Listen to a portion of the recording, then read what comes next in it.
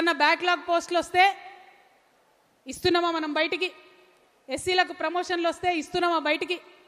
ఇవాళ దేశంలో ఇన్ని శుద్ధులు చెప్పే మోడీ గారి పరిపాలనలో లక్షలాది బ్యాక్లాగ్ ఎస్సీ ఎస్టీ పోస్టులు పెండింగ్ ఉన్నాయి.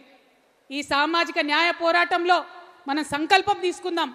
బ్యాక్లాగ్ ఉన్న ప్రతి ఎస్సీ ఎస్టీ పోస్టుని ఇచ్చేంత వరకు మనం పిడికిలెత్తి పోరాటం చేద్దాం. ఎస్సీ మిత్రులకు అండగా నిలబడదాం. వారి యొక్క జీవన ప్రమాణాలను పెంచుకోవడానికి పోరాటం చేద్దాం. అదేవిధంగా ఎస్టీల గురించి మాట్లాడితే మళ్ళీ అదే అంటారు, వీళ్ళకేమైంది, రిజర్వేషన్ ఉంది కదా, వాళ్ళకేమైంది, ఐఏఎస్లు అవుతారు కదా, ఐపీఎస్లు అవుతారు కదా. నిన్న మొన్న వచ్చిన రిపోర్ట్ చెప్తుంది బాధాకరం, 99% 99% STs are poorest then the poor people.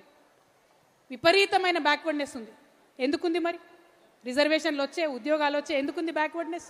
ఎందుకంటే అడవిలకెళ్ళి అన్నలను పారదోలి అడవిలన్నింటినీ తీసుకొని 170 చట్టాన్ని కుల్లబొడిచి ఇవాళ అదానికి అంబానికి అడవి సంపదను కూడా అప్పయెప్పే ప్రయత్నం జరుగుతుంటే మరి వెనకబాటుతనం ఉంటుంది ఎస్టీలలో. ఆ ఎస్టీలలో, ఆదివాసీ బిడ్డలలో, ఆ గిరిజనులలో, మా ఎరకల సోదరులో, మా లంబాడ సోదరులో వాళ్ళలో ఉన్న వెనకబాటుతనాన్ని నిర్మూలిస్తామని అలా ప్రతిజ్ఞ చేయాలని మా టీఆర్ఎస్ శ్రేణులందరినీ కూడా నేను కోరుతా ఉన్నా. ఇచ్చినం రిజర్వేషన్ అయిపోయిందంటే కాదు, మానసిక మార్పు కూడా రావాలి. ఖచ్చితంగా మా అగ్రవర్ణ మిత్రులు నేను అడుగుతా ఉన్నా, ఆలోచించండి, థింక్ చేయండి. మన సొసైటీలో మనమే ఎందుకు ఇన్ని బ్యారియర్స్ పెట్టుకోవాలి ఒకసారి ఆలోచన చేయండి. అదేవిధంగా हमारे यहाँ बहुत सारे मुसलमान भाई बहन हैं, आप सबका भी मैं शुक्रिया अदा करती हूँ. लेकिन जो आप इस जलसे में आए ये कोई आम जलसा नहीं है. ऐसा जलसा है जो हमारे जिंदगियों में तब्दीली लाने वाली ये जलसा है. हमारे तेलंगाना में जितनी भी हमारी आबादी है मुसलमानों की, एक बार सोचिए क्या उतनी हमारी नुमाइंदी असेंबली में है? क्या पार्लियामेंट में उतने नुमाइंदे हमारे हैं? क्या हमारे सरपंचस बने?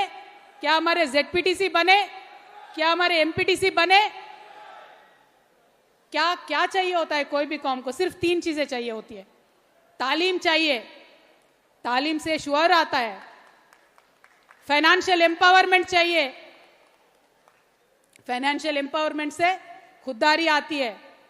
पॉलिटिकल एम्पावरमेंट चाहिए, पॉलिटिकल एम्पावरमेंट से इंसाफ मिलती है. ये तीनों चीज बहुत जरूरी है. और हमारे तेलंगाना के मुसलमान भाई बहनों, उनको आगे बढ़ने के लिए ये तीनों चीजों में भी हम टीआरएस पार्टी की तरफ से जी तोड़ कोशिश करेंगे, कोई भी कसर नहीं छोड़ेंगे. हम आज बाज़ाब्ता ये पूछ रहे हैं हुकूमत से, जो मौजूदा भी हुकूमत है, जो पुरानी वाली हुकूमत है, उनसे भी हम पूछ रहे हैं, आपने सियासी वादे किए, क्या पेट भरता है सियासी वादों से? जब तक अमल नहीं होता है तो क्या पेट भरता है? लेकिन मेरी एक ख्वाहिश है कि असेंबली में हमारे मुसलमान खवातीन की आवाज गूंजना चाहिए. जब हमारी खवातीन की आवाज वहां गूंजेगी तब सोशल जस्टिस मिलेगा. हमारे बीसी मुसलमानों को हक के साथ उनको रिजर्वेशन मिलना चाहिए, तभी तेलंगाना आगे बढ़ेगा. हम आपके साथ हैं. और काफी लोग होंगे बोलेंगे कि कैसे साथ है भाई, इनके पास क्या जादू की छड़ी है, क्या करेंगी कविता, अकेली खवातीन है, क्या करेगी? लेकिन उनको मैं कहना ये चाहती हूं, जब हमारी काफिला अज़्मो यकीन के साथ निकलेगी, जब हमारी काफिला अज़्मो यकीन के साथ निकलेगी, जरूर रास्ता वहीं से निकलेगा जहां हम चाहेंगे. हिम्मत होनी चाहिए, दम होना चाहिए. वो दोनों भी आपके बहन कविता के पास है. और मुसलमानों को आपके हक दिलाने का हम पूरा कोशिश करेंगे. हम बस आपको दावत देते हैं, टीआरएस के साथ जुड़िए, काम करिए, आगे बढ़िए, तेलंगाना को आगे बढ़ाएंगे. మన ముస్లిం సోదరులతో పాటు మన క్రిస్టియన్ సోదరులకు కూడా పొలిటికల్ రిప్రజెంటేషన్ కావాల్సిందే, న్యాయం జరగాల్సిందే. వారి కోసం పోరాటం చేస్తాం. మన సిక్కు సోదరులు ఉన్నారు, వారి కోసం కూడా పోరాటం చేస్తాం. మరి అందరికన్నా పెద్ద సంఖ్య, రాష్ట్రంలో సగం సంఖ్య ఉన్న మన బీసీ సోదరులు ఉన్నారు. బాగా భూములు ఉన్నాయి బీసీల దగ్గర, కాపుదాన పోలంతా బీసీలనే ఉన్నారని మాట్లాడతారు. కానీ నిన్నగాక మొన్న వచ్చిన రిపోర్ట్లో 171 మంది బీసీలు ఎస్సీల కన్నా దారుణమైనటువంటి పరిస్థితిలో జీవిస్తున్నారని చెప్పడం జరిగింది. మరి ఆ పేద బీసీల సంగతి ఏంది? డబ్బులున్న వాళ్ళు ఎక్కడన్నా బాగానే ఉంటారు, డబ్బులున్న అగ్రవర్ణాలు బాగానే ఉంటారు, డబ్బులున్న బీసీలు బాగానే ఉంటారు, డబ్బులున్న ఎస్సీలు బాగానే ఉంటారు, డబ్బులున్న ఎస్టీలు బాగానే ఉంటారు. కానీ పేద బీసీల సంగతి ఏంది? వాళ్ళకి న్యాయం జరగొద్దా? వాళ్ళ కోసం పోరాటం చేయొద్దా అని నేను అడుగుతా ఉన్నా. ఇలా కాంగ్రెస్ పార్టీ 42% అని చెప్పింది బీసీలకు. ఏ లెక్కన చెప్పినామంటే జవాబు లేదు. ఎందుకంటే బీసీలు ఉన్నది 46%, బీసీ ముస్లింలు ఉన్నది 10%, మొత్తం కలిపి 56% రిజర్వేషన్ ఇవ్వాలి. కానీ 42% బిల్లు పెట్టిండ్రు, అవి తీసుకుపోయి రాష్ట్రపతి దగ్గర ఇరకబెట్టిండ్రు, అవి బయటికి రావు.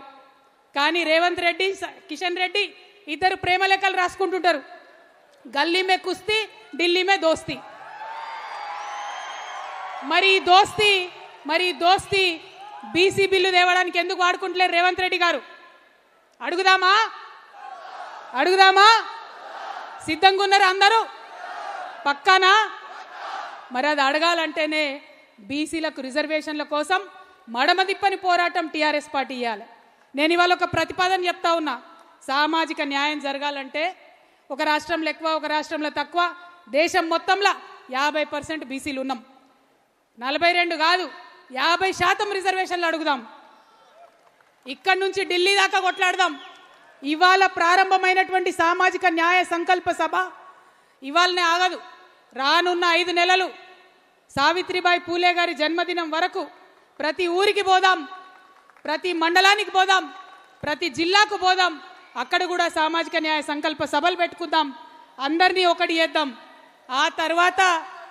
ఆ తర్వాత వేలాది కార్లు తీసుకొని చలో ఢిల్లీ కార్యక్రమం తీసుకుందాం. సంక్రాంతి పండుగ అయినాక బడ్జెట్ సెషన్ ఉంటుంది ఢిల్లీలో. ఇవాళ ఇక్కడ నుంచి హెచ్చరిక చేస్తా ఉన్నాం బీజేపీకి, కాంగ్రెస్కి. మీరు వచ్చే బడ్జెట్ సెషన్ లోపల బీసీ బిల్లు మర్యాదగా పాస్ చేసి పంపండి. లేకపోతే తెలంగాణ టీఆర్ఎస్ సైన్యం అంతా ఢిల్లీకి బయలుదేరుతుంది. మా రోజు వీరన్న గారి స్ఫూర్తితోని గుత్పలు అందుకొని ఢిల్లీకి బయలుదేరదాం. సైన్యం అంతా ఆడికి పోదాం.